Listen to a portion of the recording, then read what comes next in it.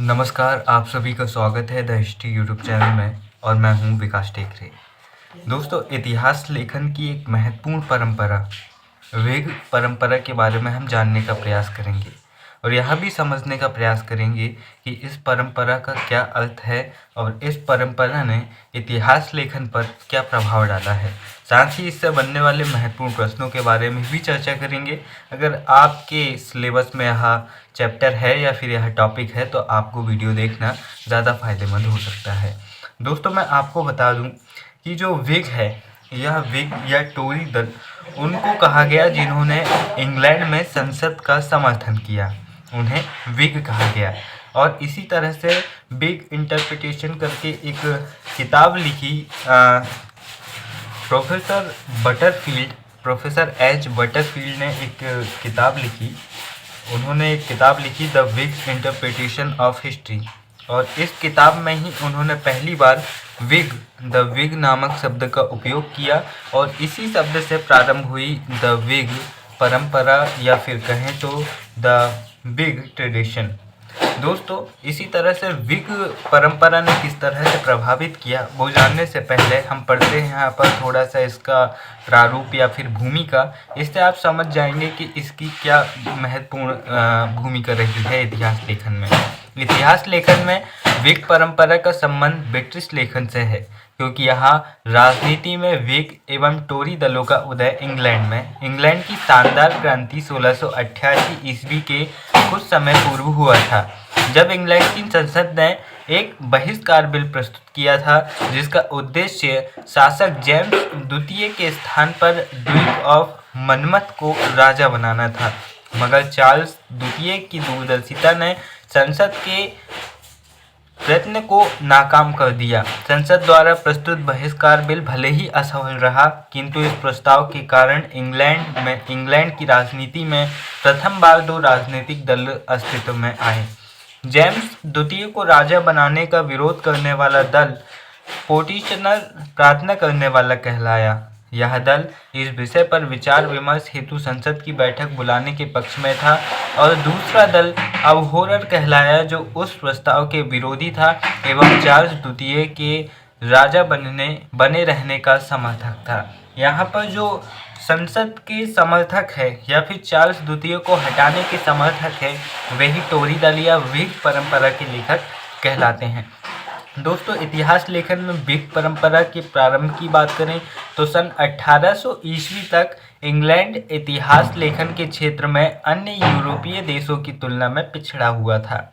इस समय तक इंग्लैंड में इतिहास लेखन विकसित नहीं हुई थी, इतिहास चेतना विकसित नहीं हुई थी।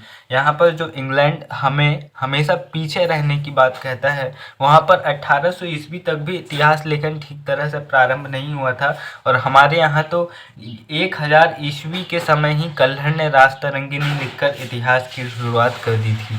दोस्तों, इतिहास को साहित्य का ही एक अंग समझा जाता था उस समय इंग्लैंड में, एवं मध्य युग के प्रति गंभीर उदासीनता फैली हुई थी। कैम्ब्रिज तथा ऑक्सफोर्ड जैसे विश्वविद्यालयों में भी कोई इतिहास के लिए स्थान नहीं था। 19वीं शताब्दी के आरंभ में इंग्लैंड में इतिहास के प्रति चेतना बढ़ना आरंभ हुई। नेपोलियन के आक्रमण की आशंका को देखते हुए उत्पन्न हुए राष्ट्रवाद ने यहाँ पर इतिहास लेखन की रुचि पैदा की। जब नेपोलियन ने यहाँ पर आक्रमण करने का विचार किया और इंग्लैंड को पराजित करने का सोचा, तो यहाँ पर हाहाकार मच गया और लोगों के मन में यह जानने की इच्छा हुई कि क्या हम ऐसे ही थे पहले से, या फिर हमारा अतीत क्या है। और उन्होंने अतीत जानने की इच्छा में इतिहास लिखने की प्रथा प्रारंभ कर दी। यानी कि इन पर अभी भी कोई समस्या नहीं आती, तो ये इतिहास के प्रति इसी तरह उदासीन रहने का विचार रख रहे थे।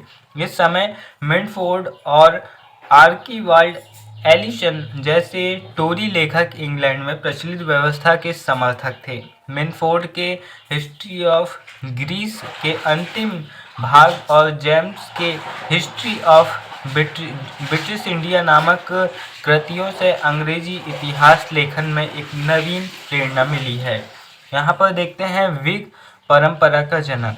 विग इतिहास दर्शन का प्रतिपादक या जनक हेलम था।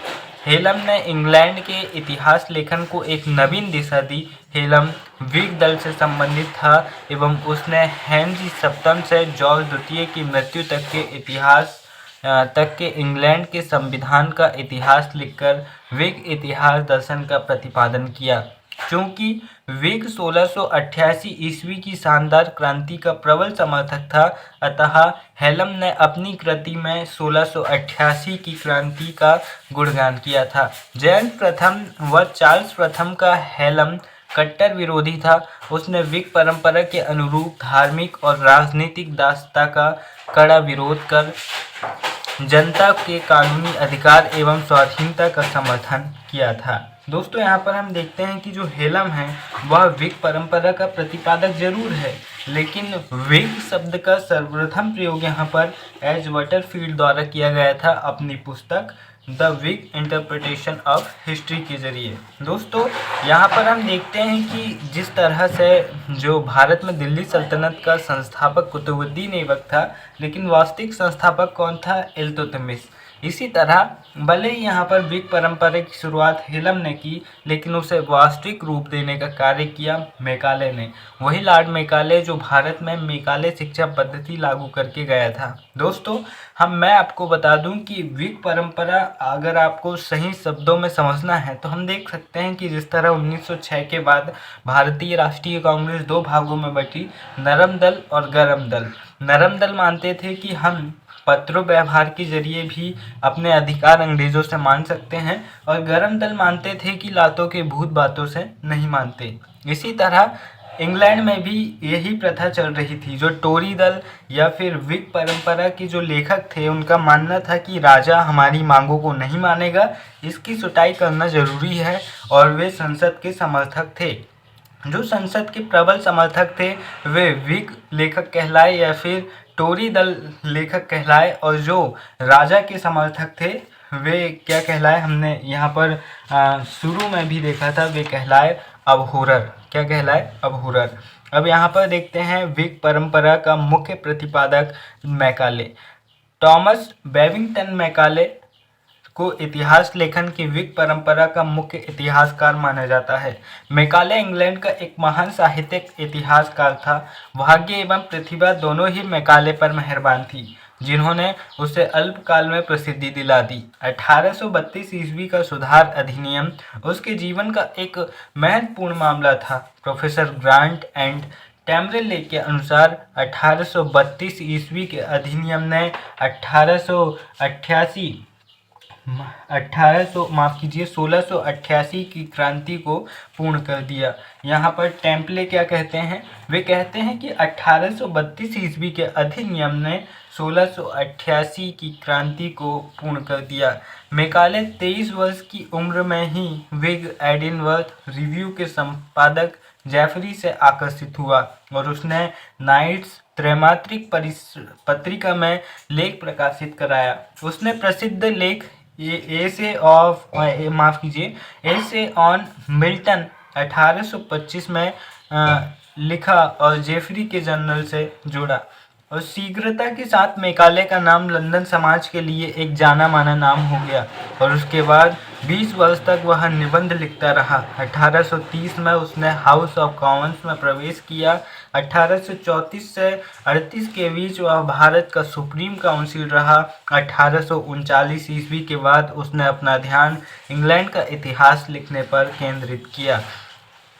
किसी भी अन्य इतिहासकार की तुलना में मैकाले के पास संसद एवं प्रशासन का अत्यंत अनुभव था। लेकिन दोस्तों, हम बात करें कि जो इतिहासकार के रूप में मैकाले रहा, वो पूरी तरह से पक्षपातपूर्ण रहा। ये बिल्कुल भी निष्पक्ष नहीं था, और इसने इंग्लैंड की इतनी ज़्यादा प्रशंसा की कि इसके ग्रंथ को पढ़कर ऐसा लगेगा कि अगर विश्व में कोई महान देश है तो इंग्लैंड है, उसके अलावा सब चीनी कम पानी चाय है। अब हम आगे देखते हैं व्हिग परंपरा का प्रभाव। मैकाले व्हिग परंपरा से इतना अधिक प्रभावित था कि हेलम ने स्टुअर्ट शासकों के प्रति जो थोड़ी बहुत सहानुभूति दिखाई, मैकाले ने उसे भी खेदपूर्ण दृष्टि से देखा। पार्लियामेंट का सदस्य बनने के बाद मैकाले ने सुधार बिल के लिए अत्यधिक प्रयास किए थे। और वे दृष्टिकोण से ही उसने इंग्लैंड का इतिहास लिखा। इस ग्रंथ की लोकप्रियता का आलम यह था कि इसने वाल्टर स्कॉट के उपन्यासों की लोकप्रियता को भी पीछे छोड़ दिया। इस ग्रंथ में मैकाले ने अंग्रेज जाति के गौरव को बखान के साथ साथ यह भी स्पष्ट किया कि अंग्रेजों ने विश्व को स्वाधीनता एवं संविधान का प्रसाद लेकर अनुग्रहित किया है। यानी कि जिन्होंने विश्व भर के देशों को गुलाम बनाया, उन्होंने विश्व को स्वाधीनता का पाठ पढ़ाया है, ऐसा कहना है मैकाले का। अपने विग दृष्टिकोण के चलते मैकाले ने अपने प्रतिद्वंदियों पर अनुचित कुठाराघात भी किया है। इसने कई चीज़ों को तोड़ मरोड़ कर पेश करने का प्रयास किया है। वहीं मैकाले के इतिहास में हमें तथ्यों की भारी कमी दिखाई देती है और कहा जाता है कि जहाँ तथ्य नहीं होते वहाँ इतिहास नहीं होता। दोस्तों, आगे देखें विग परंपरा की समीक्षा। अब हम यहाँ पर जानने का प्रयास करेंगे कि क्या वाकई विग परंपरा एक सत्यवादी या निष्ठावान परंपरा रही जिसने वास्तविक रूप में इतिहास में कुछ सकारात्मक बदलाव किए, या फिर ये ब्रिटिश शासकों के प्रति केवल विरोध था। इस प्रकार हम देखते हैं कि हेलम ने विग इतिहास दर्शन का प्रतिपादन किया एवं मैकाले विग परंपरा का सर्वप्रथम इतिहासकार था। इनके अलावा जॉर्ज ऑटो टेवलॉन एवं जी.एम. ट्रेवलॉन आदि इतिहासकारों ने भी इतिहास की विग परंपरा का ही अनुमान किया। विग परंपरा के इतिहासकारों ने अपने टोरियों से परंपरागत बैर के चलते टोरियों एवं स्टुअर्ट शासकों की कट्टर आलोचना की है। इनके इतिहास की इस बात को लेकर अत्यधिक आलोचना की गई है कि विग इतिहासकारों ने वर्तमान के संदर्भ में अतीत की व्याख्या की है। मैकाले जैसे लोकप्रिय इतिहासकार का भी कलम अपने विग पूर्वाग्रहों के कारण विरोधी वर्ग के खिलाफ आग उगलने से नहीं चूकती। इससे स्पष्ट होता है कि विग इतिहासकार पूर्वाग्रहों से ग्रसित थे। अपने पूर्वाग्रह के कारण उन्होंने मालिबरो, क्लेवर हाउस एवं इत्यादि की आलोचना की है। 1688 की क्रांति में आस्था रखने के कारण एक और जहां इन्होंने विलियम ऑफ ऑरेंज को नायक के रूप में प्रस्तुत किया है, वहीं जेम्स द्वितीय को खलनायक के रूप में देखा है। अपने विशिष्ट पूर्वाग्रहों के कारण इन्होंने साक्ष्यों की भी अवहेलना की है, जो कि ऐतिहासिक दृष्टि से उचित नहीं है।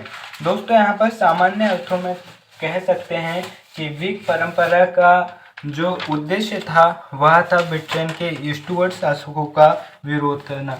वहीं हम पर विग परंपरा का एक यह भी सकारात्मक प्रभाव देख सकते हैं कि विग परंपरा के जरिए ही इतिहास लेखन की शुरुआत इंग्लैंड में हुई, वरना किसी न किसी तरह तो हुई, वरना इतिहास में बहुत पीछे होता कौन? इंग्लैंड। दोस्तों, वीडियो के अंत में बस इतना ही कहना चाहूँगा। श्रीमद् वाल्मीकि रामायण में वाल्मीकि कहते हैं कि बुद्धिमान कौन है? एक बुद्धिमान व्यक्ति को त्रासदी का अनुमान लगाकर उसे रोकने के लिए कदम उठाना चाहिए, तभी वह सुरक्षित और अच्छा जीवन जी सकता है। यानी कि भविष्य की आने वाली समस्याओं के लिए अभी से तैयार होना ही एक बुद्धिमान व्यक्ति की निशानी है। तो आने वाले एग्ज़ाम्स के लिए आप सभी को बेस्ट ऑफ लक। फिर मिलेंगे। जय हिंद।